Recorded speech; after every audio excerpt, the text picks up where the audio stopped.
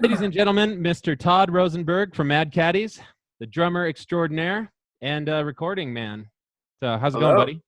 I'm doing well. How's it going? It's going good. We wore the same color shirt. It's hard to see in my lighting. It looks like a different color, but it's the same. Is it the same shirt?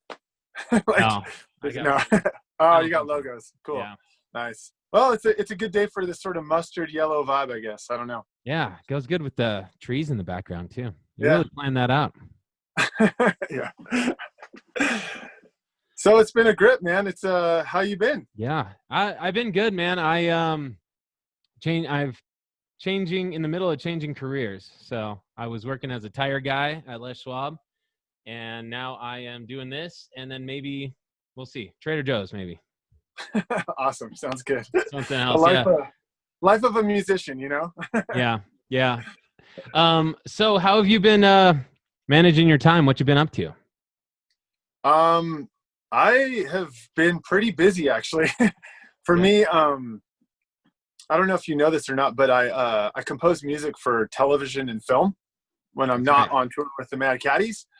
And that world is just this break has been real good because all the companies I'm working for are still, they're working and they have new projects available. So I have a guy that I work with mostly in LA. He's kind of my partner in crime with the composing thing. And he's just been feeding me work left and right. So we've been real busy doing that kind of thing and some other things too. I got a solo record I started for the first time. I know it took me forever to release my own music, but it's actually going to start happening now. So pretty excited about that. Cool, man. That's great. And then you've been recording a little bit here and there too with my brother as well. Oh yeah. I've opened the doors. I built a studio last summer that we're in right now. You can only see the backside of my control room, but the forest part. But yeah, I built a recording studio, has a full live room and control room and everything, and opened it up to the local folk of Bend, and it's going well, man. Your brother's projects have been so fun. Yeah, I've heard Go, and it's sweet. Yeah, and we did that there, right? Yeah, and we're getting crazy, man. That was kind of our first track, and this next one that we're working on, I had him go get these metal trash cans, and we've been like, I feel like it's like kind of our thing with this project to not use normal instruments, just like cool. we found like we use dog food for the shaker, we use trash cans for the percussion. We're just having a lot of fun, man. Awesome. Yeah, well, it's so far Go sounds amazing. It's really cool, and I'm using it for the intro of these videos. Jesse let me use that, so I'm gonna do that with it, and kind of that'll be like the premiere. Cool, nice, sweet. Yeah, so I was gonna ask you, since like basically what this is focusing on travel and shows and music, live music and stuff, which is things that we can't do right now. Mm-hmm. So it's kind of reminiscing. But do you have like a really good crazy tour story, like some crazy shit that happened on the show? Or I mean, I know you have a lot. I do, but yeah. This isn't on the radio, so you can say whatever. Let me try to think. I mean, God, we have Caddies. We've been friends for so long, So how many years? I mean, it feels like my entire life, since basically I started playing drums. I started, Sasha, the guitar player of our band, he actually was in a band with my older brothers, and I wasn't allowed to play. I practiced with them, but I wasn't allowed to play shows with them because I was like in 6th grade. So like, wow. But I've known Sasha forever, and then Chuck came, we started BMXing together shortly after that, and bass player Graham I've known since I was 6 years old. So like just the nature of our band, just knowing each other for so long, you think we'd all hate each other by now, but we really have a good time out there. And so you can tell. Yeah, like I can't. I'm just trying to think of one particular story, but really the long and the short of it is we just love going out and seeing new places. And, you know, especially if we're at a big festival or something like that, just like strange stuff happens, you know? Yeah. I do have one pretty funny story that was cool. If I'm allowed to talk about hallucinogenics. Absolutely. Okay, cool. One time we were in Germany. Or actually, no, we were in Austria. We were playing this festival down there. I can't even remember the festival it was. But Pennywise was there, and NoFX was there, and everyone was there, you know. And somehow we had gotten a hold of some mushrooms. Someone had made a trip up to Belgium to go grab some stuff, and they came back, and so we started taking some mushrooms, but we didn't actually know who had taken them. Like, I know my little group had taken them, and this little group had taken them, and we ended up basically all ending up back at the tour bus, and it was obvious that a bunch of us had done it, and we were just having the best time. I mean, really, we broke out, like, someone had tennis rackets, and so we were like playing tennis in this parking lot, and everyone's laughing and joking around, and it was just, I really felt like we were like 19 again, and it was just freaking amazing, man. It was just awesome. That's rad. That's really cool to have all these guys together. Was that like the European Warp tour or just a festival? No, it was what were we doing then? Was it I think it was Punk and Drublic. Oh, okay. Yeah, that makes European sense. It was a Punk and Drublic European stuff. Yeah. Fat Mike produced your cover album, right? Sort of? Or yeah, sure. Yes. Is it it's official though, right? I wanted to ask you about that experience. How was that? Well, yeah, that album came together in kind of an interesting way. But yeah, he was, I mean, it was Fat Mike's idea to do the record, and I actually, you know, some people sort of disagree with the way Mike thinks about things, and luckily I wasn't there for those. I got my parts arguments out. Basically, this is how the record went. I got all my parts out early on, and then the other guys were doing their parts, and that's when it was a little more controversy in the studio. And then the record kind of, like, after all that stuff had happened, the record sort of came to me, and then I sort of just started adding some of my production touches to it, changing little things and asking guys to retrack this, retrack that, editing some things here and there. And then the end result was really great. So I can't say anything about that. And I personally, I think Fat Mike is he's just a genius. And I like his brain, the way he thinks about stuff and the way he challenges things. So at the end of the project, me and him were like high-fiving, like, yeah, dude, you know, but I don't know. I heard there was some drama in between. Yeah, I don't know either. It just whispers. That's all. But yeah, I mean, I think some of that is drug-induced, though. You know, I mean, you know, it's like, you know, sober Fat Mike is a different guy than coked up Fat Mike. Yeah, that's kind of what I was thinking. I hope I'm allowed to say this kind of shit on. Yeah, absolutely.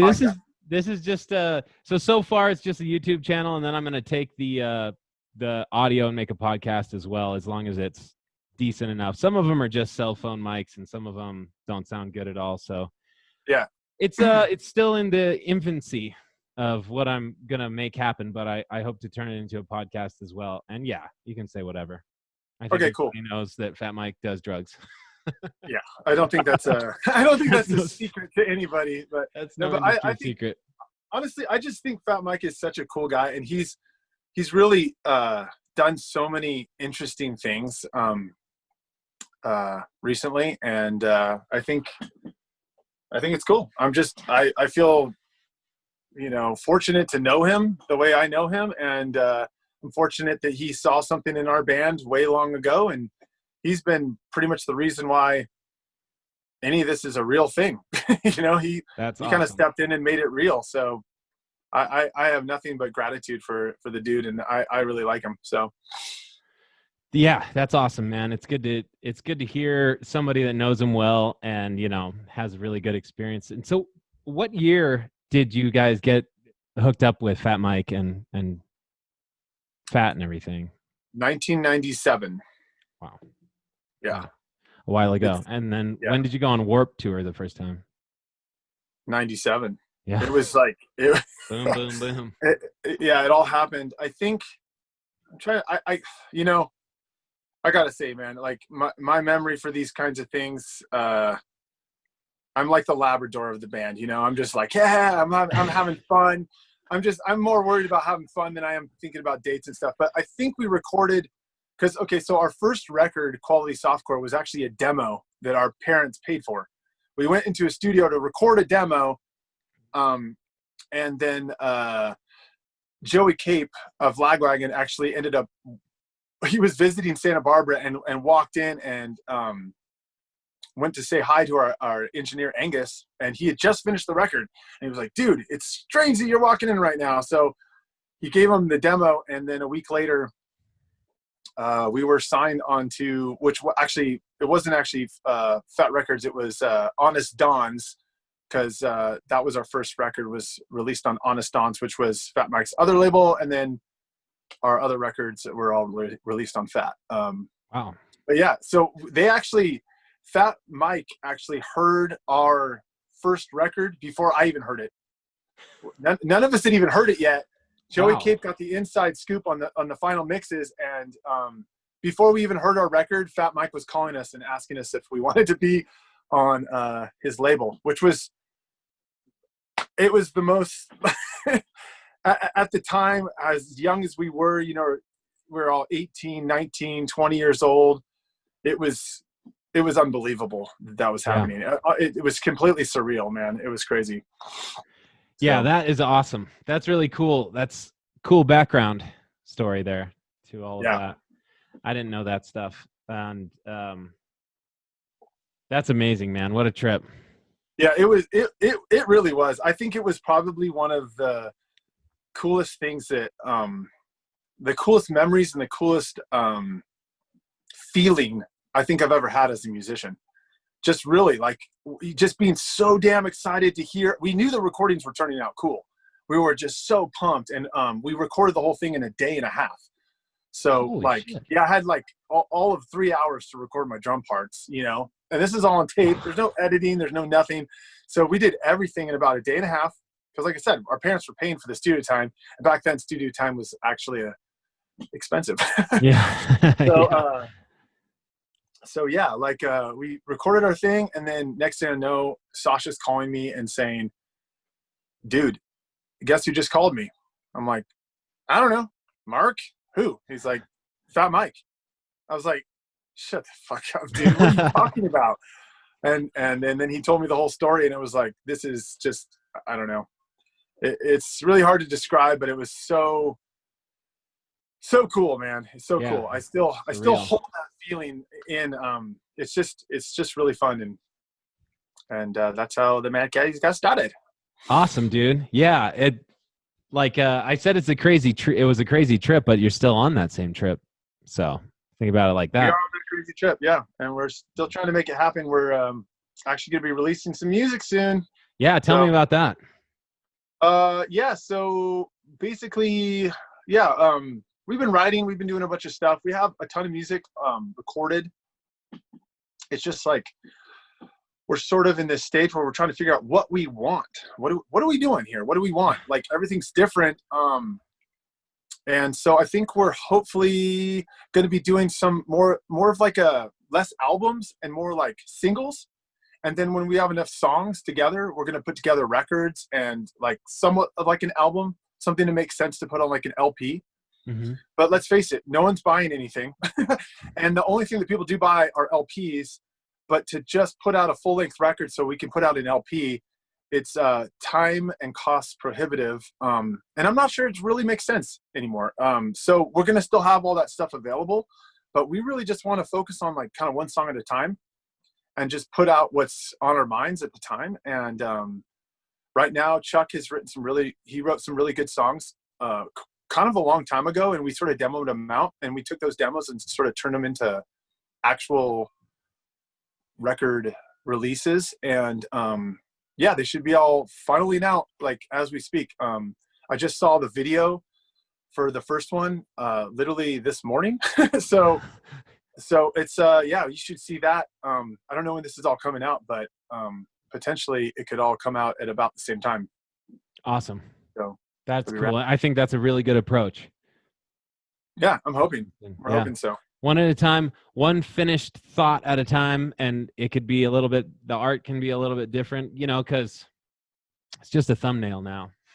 Yeah, and it really is. And Mad Caddies is a pretty eclectic sounding band anyway. So instead of us trying to argue and agree on, like, what's this whole record about? It's like, dude, we're going to do this kind of song. Then we're going to do this kind of song. Then we're going to do this kind of song. So if you didn't like this one, wait 2 months and then you get the next one, you know? So it kind of lightens the load for us too, where it's like, if Chuck is real adamant about releasing a certain type of song, or I'm real adamant about releasing a song, or Sasha's real adamant about releasing a kind of song, we can all kind of get what we want out of it, because we can just sort of wait for the next one to hit. That's the idea anyway. That's really cool. Yeah, it doesn't all have to conform to one vision of a single album. It can all stand alone. That's really cool. Yeah, I think it's going to be good. How are we doing on time? You all right? Oh yeah, I'm okay. Sweet. You know, don't have much going on, so cool. Just wanted to ask midway. Do you have a favorite city or country that you've played that pops into your mind?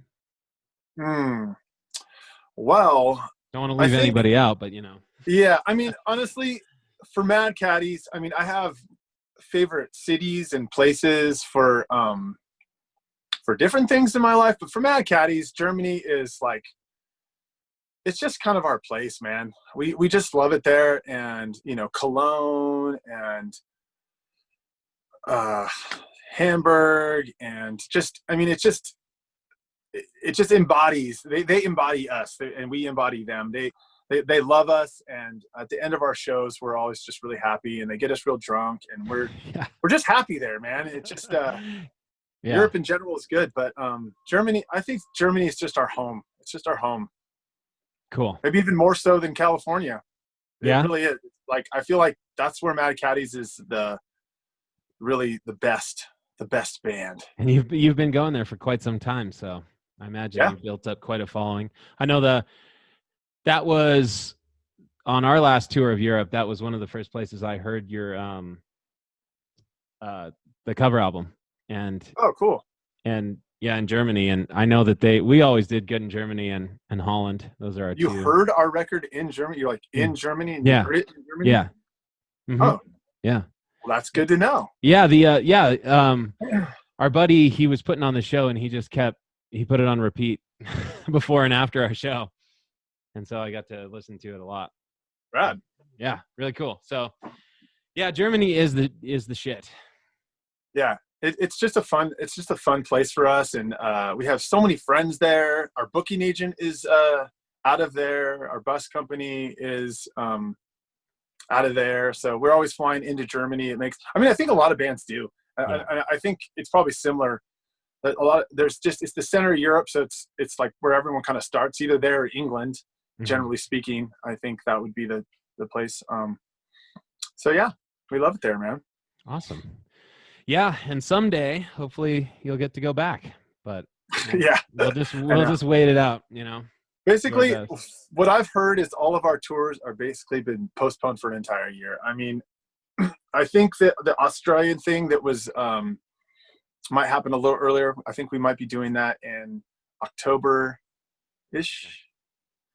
But I don't know. You know, we're at the mercy of everybody telling us what to do right now. So. Yep. We shall see.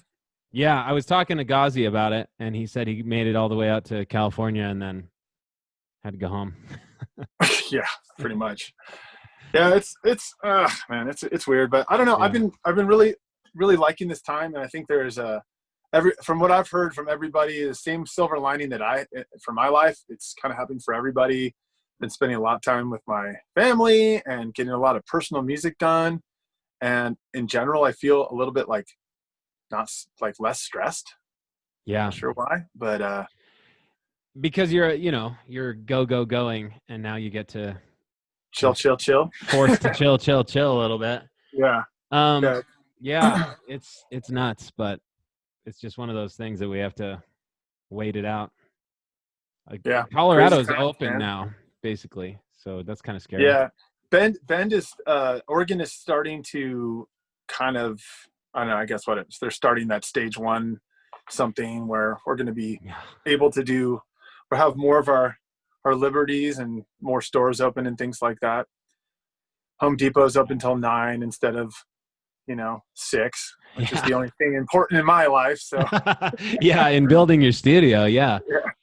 So I wanted to ask more about the studio too. Like, so people have an idea of like, do you typically open it up to the public, or is it more personal? That's how I started. I built a studio and started producing records for other people and stuff. But when I got involved in the production music thing, I kind of stopped doing that. Except for Mad Caddies, I would do stuff for our stuff. But I don't know.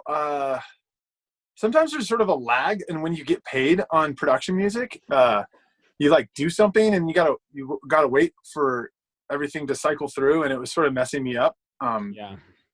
So that was one of the reasons why I kind of started thinking like, man, I want to build a really legitimate studio that's not only good for my production music, that would also be good for having bands in here again. So I did it, and I'm really glad that I did, because I've met through your brother. Your brother's been awesome. He's shown me so many good musicians, and I've had so many cool, awesome, talented people through here so far. And I'm not even technically open yet. I'm still kind of in this beta mode, but it's been pretty amazing, man. Like, cool. Bend has a really cool music scene. Really cool. Yeah. When I visit, I'm always amazed and reminded that it's grown a ton. And just to have people like you move in there and bring your talent, experience, and knowledge to it is really cool. Because when we started our band, there was nothing to speak of as far as there was a small punk rock scene, but that was about it. Mm-hmm. And dude, so what's up with the Flask, man? Like, I want to like, it's funny because I've been listening to more Flask, just trying to get a little more, I don't know, just trying to, I never really listened to you guys quite as much, but now that I'm buds with your brother and you and everything, I've just been sort of revisiting the records that I listen to, and I don't know, it's really good, man. Thanks, dude. Yeah. You guys were awesome. Mad Caddies has tours that are really great, and then we have other tours where it's like, that wasn't good, that was not great, yeah. So we're kind of being a little smarter about our touring and not doing those anymore, just because like, oh yeah, that was just a just cause tour. Yeah, you don't want to do the just causes anymore. It just sucks because like we do like what we do, and we understand that making that, if you don't do the just cause tours, that means that like certain cities are sorry, we're not going to be able to come there anymore. And that is kind of like kind of a sad thought a little bit, like that, like we can't go there anymore. It's like the market just isn't there for us to actually go there, but we want to go there. Yeah. So. And it means the world to the few people that can go, but it's a tough line to walk, because the last US tour we did was not very wonderful. It was like, to put it lightly, it was like not a good turnout, and not a good money thing. So it's just not feasible for right on, man. Yeah. Yeah, it happens. That's the reality, unfortunately. But it can happen.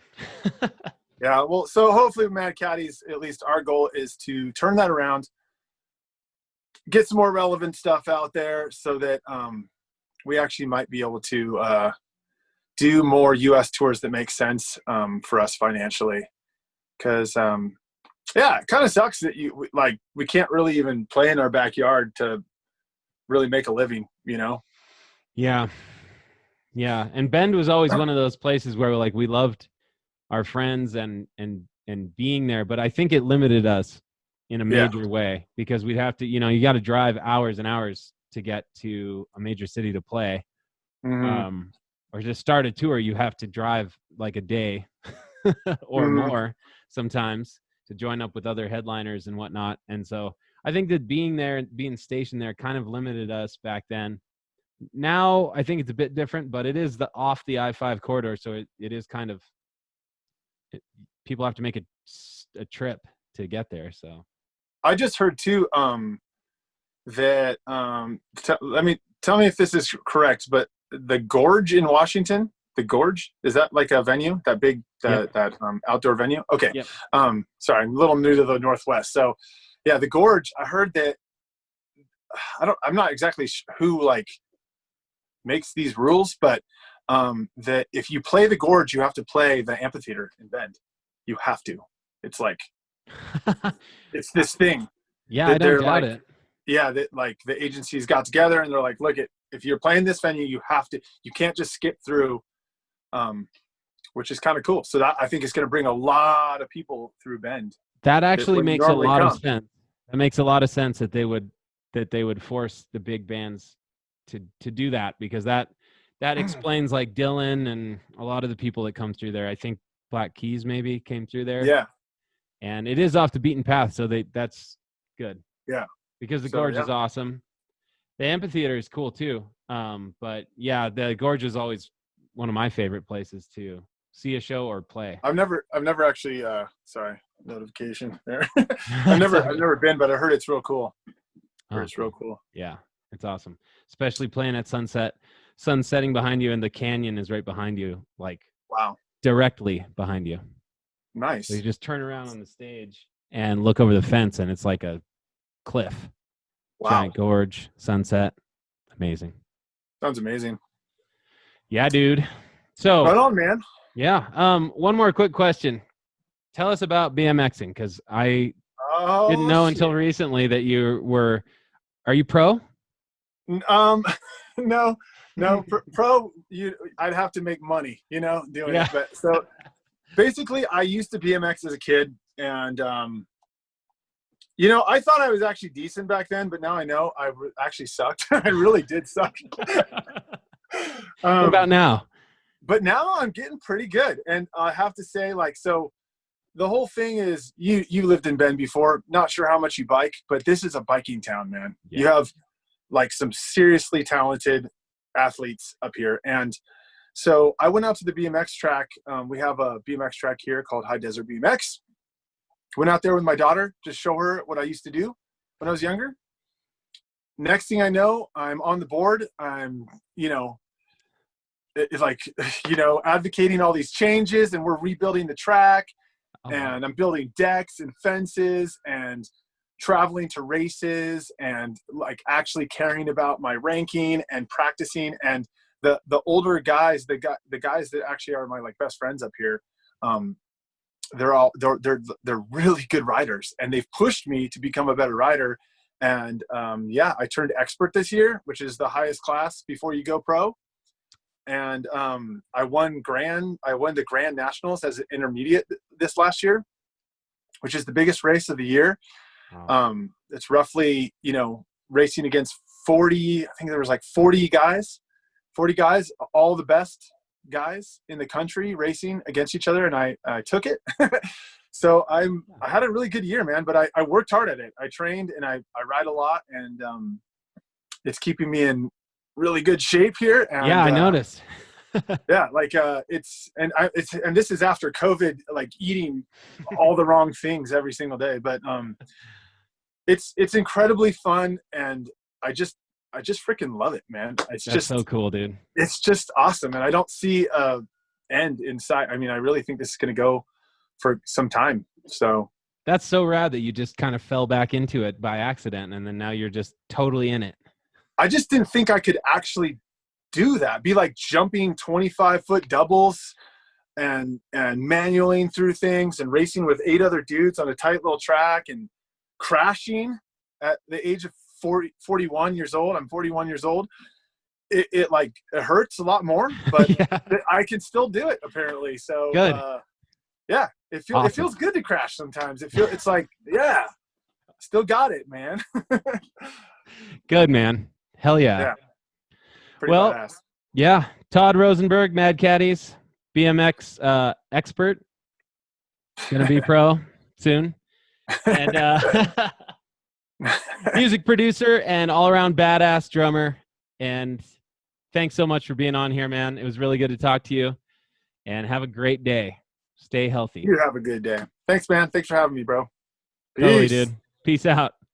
Later, bro. Later, man. Boom.